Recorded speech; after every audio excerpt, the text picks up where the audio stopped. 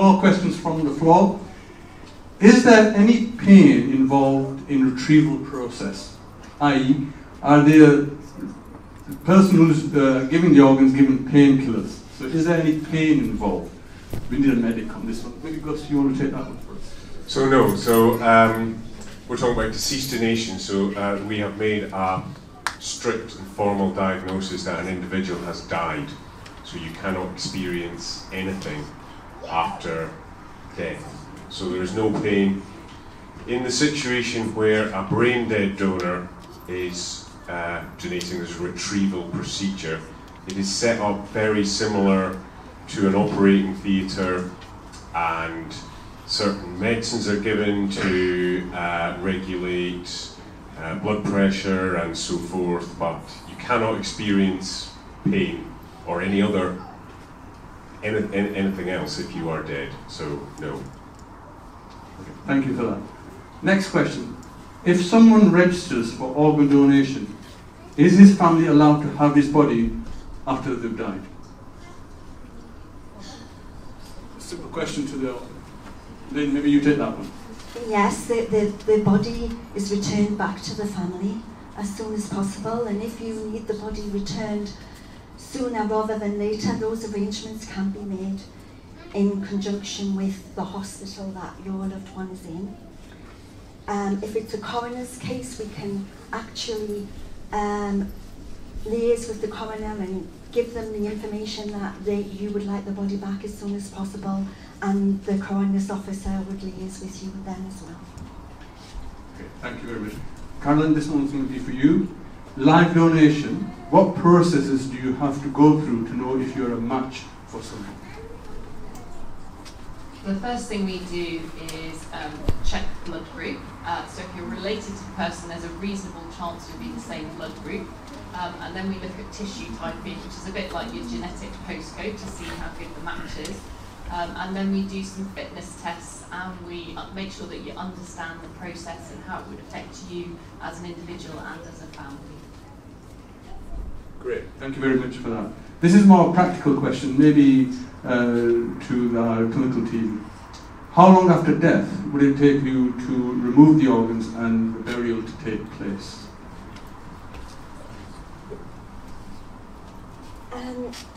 The donation process can take several hours. There is a lot to organise. So once the patient has died after brainstem death, the patient goes to theatre within probably 7 to 8 hours. And after the organs are removed, the patient goes back to the mortuary, and the family can arrange to get a funeral director to come and get the body as soon as possible, as you can make those arrangements. Okay, so thank you very much. These questions are getting longer and longer. They're on both sides of the card. So just bear with me on this one, which is an important point. Who is accountable if we donate and in the end that was the wrong thing to do? The Imam for his opinion, which we followed, or the individual who's allowed the donation to go ahead? So they feel conflicted, donation has gone ahead, and then they've heard a different opinion thereafter. Sheikh, do you want to take that? So I guess by accountability you mean religious accountability or moral accountability, or not? The word Imam is there. Yeah, religious. Okay, so first of all, as far as the individual who's making a choice, there is no moral accountability on the individual, because the individual has to defer to the Imam or the Sheikh. As far as if the Imam or the Sheikh gets it wrong, there are certain issues which are clear-cut, right? It's halal or haram.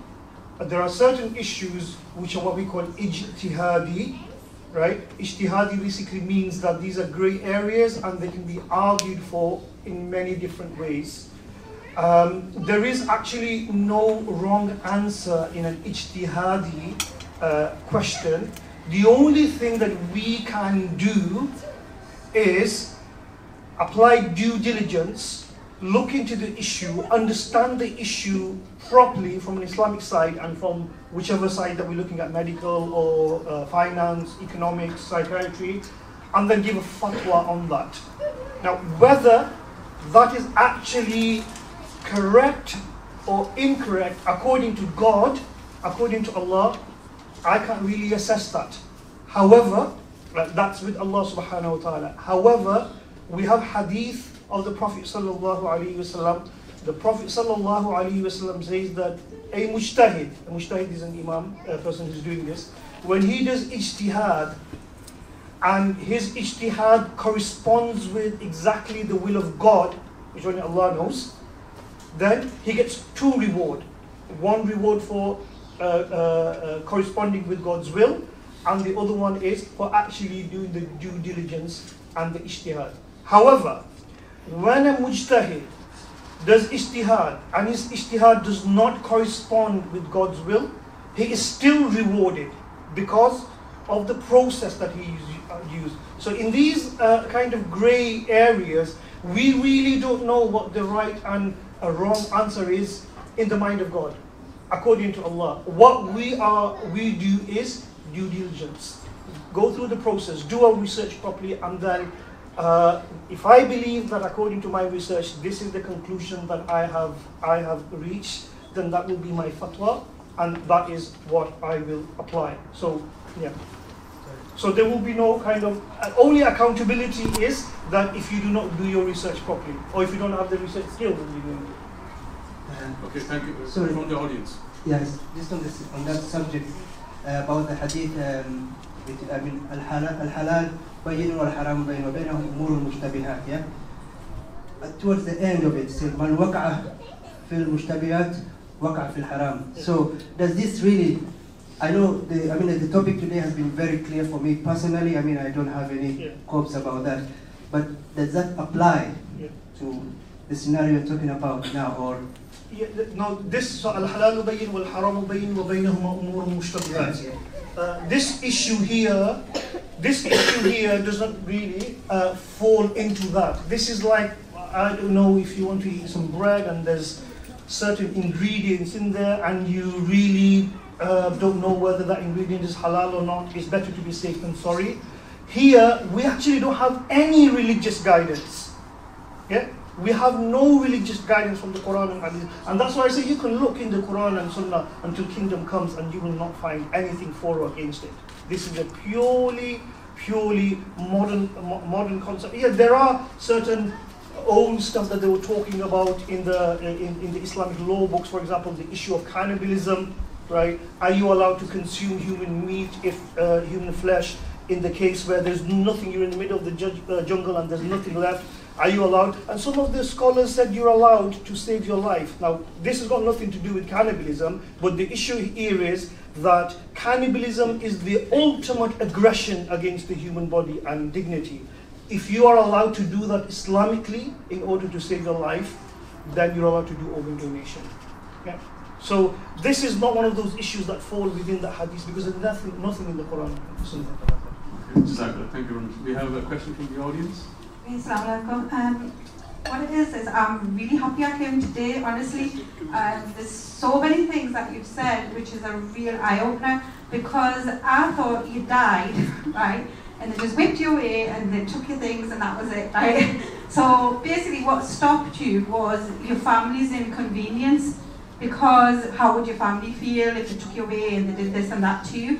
But I mean, it's got to be qadar Allah that you're in intensive care in the first place to be able to give your organs, so you're lucky if you can give your organs, you know, because otherwise you can't. So it's really opened my eyes, and I think, you know, I don't know how you're going to promote this further, because I don't think as many people have come that should have come. So I think that's one of the points that you should put out there. It's not as simple as you just die and you give everything. It's got more to it. But my question, I know the doctor did say something, but I didn't quite get it. So I'm sorry, I'm going to repeat myself.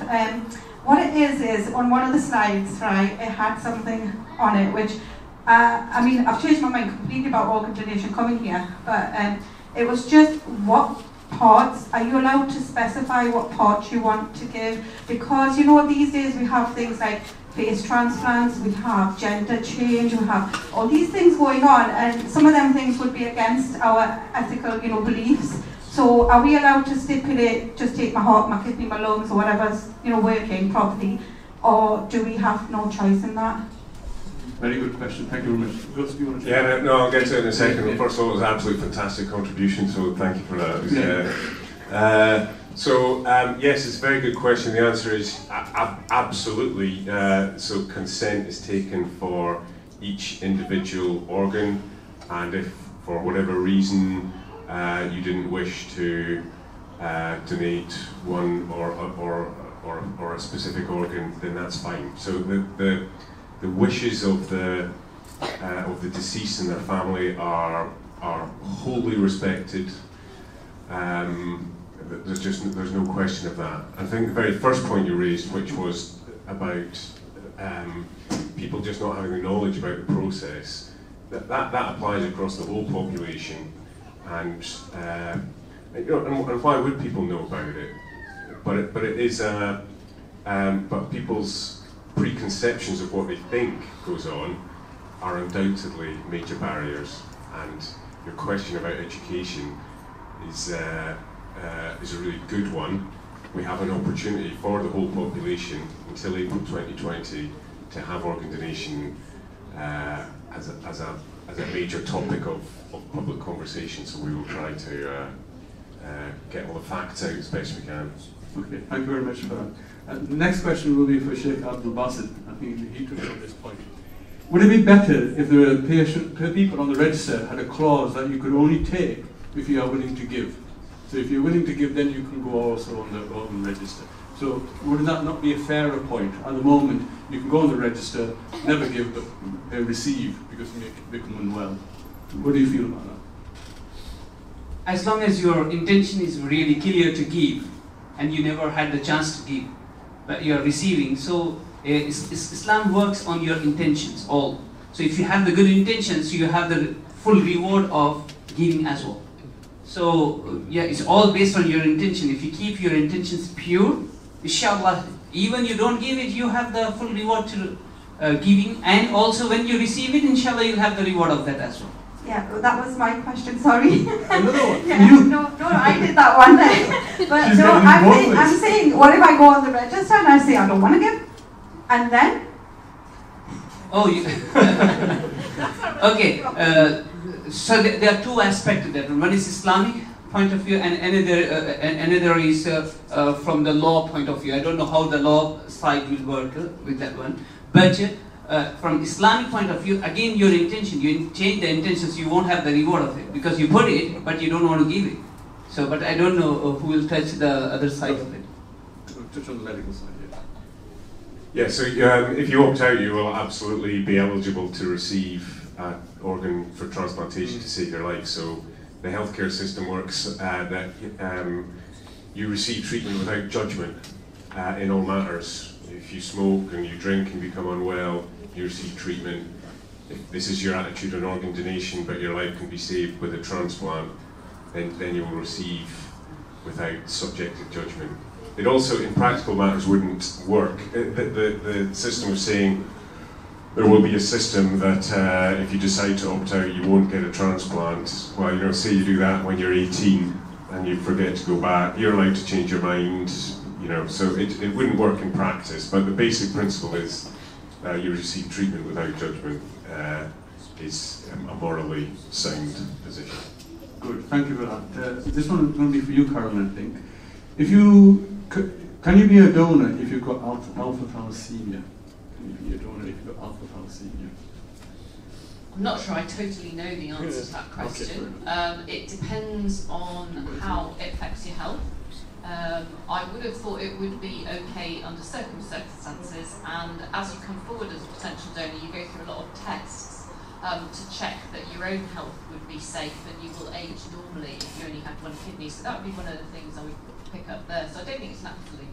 In the deceased donor situation? It's not an absolute contraindication. It's not a contraindication. So yes, you can donate. Okay, moving on to the next one. My husband received a live donor transplant from his cousin. It's all gone well. My question is, how many people approach me and tell me that my husband's transplant was from the family, otherwise it would have been haram. So as long as it's from the family, live donation is fine, but outside the family, a live donation is haram. Sheikh, do you want to pick up on that? Yeah, I mean, It's kind of a bizarre question, really, because from an Islamic point of view, I mean, what are the people trying to get at? As far as at a cellular level, at an organ level, it doesn't matter if you're family or not. It's all the same. So live organ donation is permissible in Islam. It doesn't matter who it comes from. It doesn't matter what gender or religion. The ulama, they do not discriminate. And the only condition is that proper risk assessment needs to be done for the donor, because what you don't want is, by saving one person, you're putting another person's life in jeopardy. And proper risk assessment needs to be done, and some kind of surety that this person's life will not be in danger. That's all required. Beyond that, there's nothing else that's required. Caroline, do you want to comment on that? I totally agree with you. In the UK, we do have a strict workup process for someone who wants to be a donor to reassure both us and the individual that they would be safe to go through this process. And just to sort of reassure people that, so the NHS follows up everyone who's donated a kidney, and if we look at people 15 years after they donated a kidney, if you're from a black and Asian minority ethnic group, you've still got excellent kidney function, so it's still within the normal range, and that's really important. And in the NHS, we do value everyone who donates for the entirety of their lifetime, and we follow everyone up on a yearly basis to ensure their well-being. Okay, thank you very much for that. That's an excellent response. How long do organs last for after taken from the body? I'm going to ask Trish to answer that one. How long, so you are on obviously a time limit when the organ has been removed from the deceased donor. How long have you got? We endeavour to implant the organs as quickly as possible.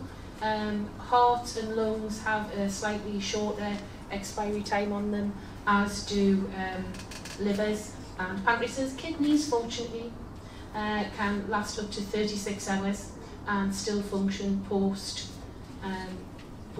transplant. They do take a little bit of longer time to recover and start to function properly, but they do still work. Okay, great. We have a question from the floor there, please, Alex. Just as you know, we live in a free country. If someone signed for the organ donation without the family knows, what's going to happen if the family refuses on the end? When is this happening? Thank you very much for the question. We always respect the family's wishes. We do try to find out, why a family would say no to organ donation when their loved one said it was signed up to the register. However, it is always the family that we listen to. We need to work with your family to ensure that organ donation is safe for any potential recipients. And as I say, we always do respect your family's wishes. Thank you. We may have to address the concerns that you may have about carrying out your loved one's wishes. So we would discuss your concerns and reassure you, relay all the misconceptions that people may have, so that you do carry out the wishes of the person who signed on the organ donor register. Great, right. Thank you very much for that. We have a question from the floor here. Can I just ask, I want to ask Imam and Sheikh, it's more like a religious question. What's the difference between post-mortem and giving the organs? I mean, I actually opted out just last year purely on the basis of what I knew, what I found out, that there was, there was a lot of information going around in the Muslim community that you don't have to have a post-mortem done, but there are machines out there where you can kind of like X-ray vision where you can,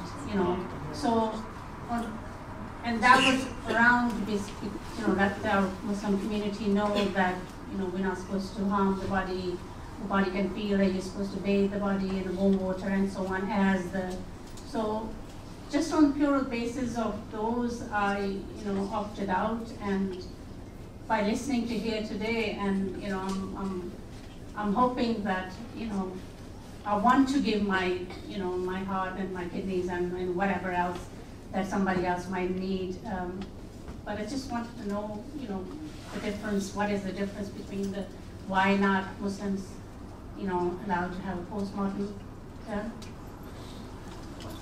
A slightly separate question is about proper post-mortems. Can be done medically, like in the old-fashioned way through pathology, or modern X-ray techniques and CT scans and those. So it's slightly left of field discussing that, because that was saying, we don't want to harm the body and do the post-mortem.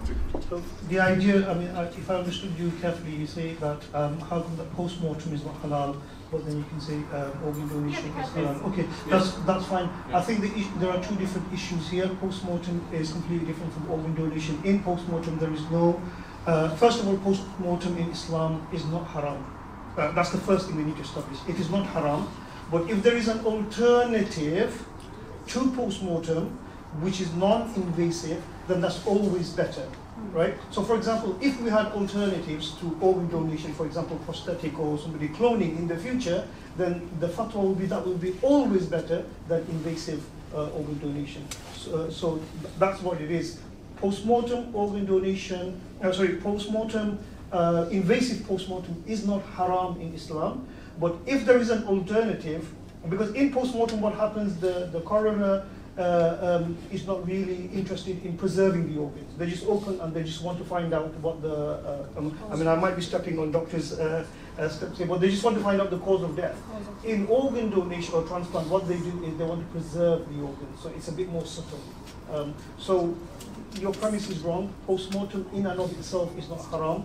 MRI scans, which is non-invasive, is a better alternative. If we have a better alternative for organ donation, we will give a fatwa. So for example, Shireen Hamdi in her research in Egypt, she basically went and spoke to farmers who were on dialysis machine in Alexandria, and she said, if there was an organ available, like if there was a kidney available, would you take it? And these people said, no, we're not going to take it. She was quite surprised. She said, why? Because the chances are that the donors would have drunk the same water as us, where there is pesticide there, and these pesticides are harming the kidney. So we don't want to have a kidney which is harmed like us. If you have a cloned organ, then give us that. We'll take that. So we are actually talking about what is the better alternative. We have an alternative, which is MRI scan for post-mortem. We actually don't have an alternative for organ donation. But post-mortem, invasive post-mortem is halal in Islam. Jazakallah, thank you very much. Just a technical question, maybe Trish and Dan can answer this. How long does it take to retrieve an organ once somebody's deceased? Technically, so the patient goes to theatre, they are cared for, the different teams that come, and the whole organisation is amazing because the number of organs that somebody can donate, and then they are used all over the country. So there's a whole team behind and travelling, and they're working hour by hour. So I will be on the receiving end as a physician. Usually, Trish has got this knack of ringing me at 2 a.m. in the morning every time to ask me if one of the recipients can be somebody like Alex. So she'll ring me and say the organs are available, would you like to? So just give an idea. Can I say something before you answer? Can I take you because I have a flight to catch? Okay. Yeah, Cardiff is very far away. Okay. Is that okay? We're just no more questions from this particular sheikh. Well, Sheikh can answer this. And he can be on Twitter as well. So just to hear, thank you very much for sheikh. He has to leave on time. It's a good sign that people are not leaving and they want to ask a question. That's a really good sign. So just getting back to that question about organ retrieval and how long it takes. Thank you very much for the question. Organ retrieval can take a number of hours. A special surgical team will come to the hospital where the organ donor is. The whole procedure is respectful, and I think what we actually do during that time when we're retrieving the organs is Trish will have recipients who will be going into hospital at the same time, and the whole process is coordinated from that perspective. Yeah. One of the things that can delay the retrieval process is that although the donor may be in Newcastle, the recipients of any organ may be in any part of the country. So, and if you have a multi-organ donor, sometimes, well, definitely for cardiothoracic organs or heart and lung recipients are normally quite unwell. and we also provide organs to people who live in Northern Ireland. So it's about bringing the patients into their available hospital and trying to coordinate that. I know definitely from the specialist nurses in organ donation, trying to organise the team so you have a specific set of surgeons that retrieve for the abdominal side and also a specific set who retrieve for the cardiothoracic side. So some of the delays to retrieval are purely logistical to make sure that you can get the best opportunity for the people who are going to be receiving from that donor. Okay, so great. That can be the biggest delay. Thank you very much. I think we have a question in the audience, please. Yeah, the reason I came today is because I'm a will writer, and one of the questions we ask is always about organ donation. My question today though is, what occurs in the event that there's a dispute between the family members and in the absence of a final will and testament? So if the next of kin is some offspring and there's a dispute between them, how do you work with the family members in that? We usually find a long lost cousin turns up at this point and makes a difference. Do you want to guys take that question on? Well, by the Human Tissue Act, there is a set of hierarchy of who is the top of the list of the family member who will make that decision. But if you have a family that is in dispute, the specialist nurse is there to guide the family, make sure that the family are all in agreement, so that there is no disharmony with the family, to answer all the questions that the people who aren't sure about it have their concerns addressed. But even if, say, there was a long lost cousin who didn't agree with it and there was a wife of the potential donor, then the wife would have to say that we could go ahead, but we have to make sure that the family are going to live with the aftermath of that disgruntlement between them after the donation has occurred. Right, okay. If it was a widow and there was, say, 2 kids, and there was a disagreement between the children, then, I mean... Well, if there was a disagreement, we would probably say that we wouldn't be able to do it unless that person was on the organ donor register, and we would do everything that we could to carry out the wish of the person who had expressed that wish to be a donor. Thank you. Great, thank you for that.